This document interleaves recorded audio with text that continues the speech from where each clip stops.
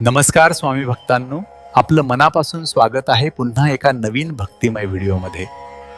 जय जय श्री स्वामी समर्थ. आजचा अनुभव एका अशा भक्ताचा आहे ज्याला आयुष्यातील अत्यंत कठीण क्षणी स्वामी समर्थांची कृपा अनुभवायला मिळाली. ही गोष्ट एका व्यक्तीची जो कामानिमित्त दुसऱ्या शहरात गेला होता. काम उशिरा संपलं आणि त्याला घरी परतण्यासाठी रात्री उशीर झाला. आजूबाजूला फारशी माणसं नव्हती. रस्ता नवीन होता आणि त्याला नीट माहितीही नव्हती. रात्र खूप झाली होती. हळूहळू पाऊस सुरू झाला.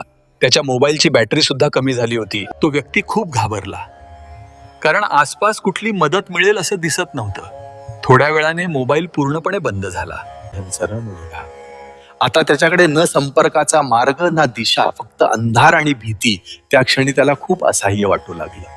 त्याने मनातल्या मनात स्वामी समर्थांचं नामस्मरण सुरू केलं.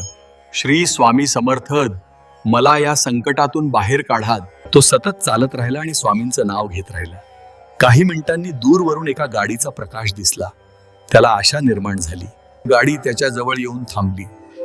त्यातून एक व्यक्ती खाली उतरला आणि म्हणाला, तुम्हाला मदत हवी आहे का? त्या व्यक्तीने त्याला योग्य ठिकाणी सोडण्याची तयारी दाखवली. त्या भक्ताला खूप दिलासा मिळाला. रस्त्यात बोलताना समजलं की त्या व्यक्तीचा मार्ग तिकडे नव्हताच, पण अचानक त्याला तिकडे जाण्याची इच्छा झाली आणि तो त्या रस्त्याने आला. हे ऐकून त्या भक्ताच्या अंगावर काटा आला, कारण त्याला जाणवलं ही मदत योगायोग नव्हती, ही स्वामी समर्थांचीच कृपा होती. घरी सुरक्षित पोहोचल्यानंतर त्याने सर्वप्रथम स्वामी समर्थांना नमस्कार केला. त्या दिवसापासून त्याचा विश्वास आणखी दृढ झाला.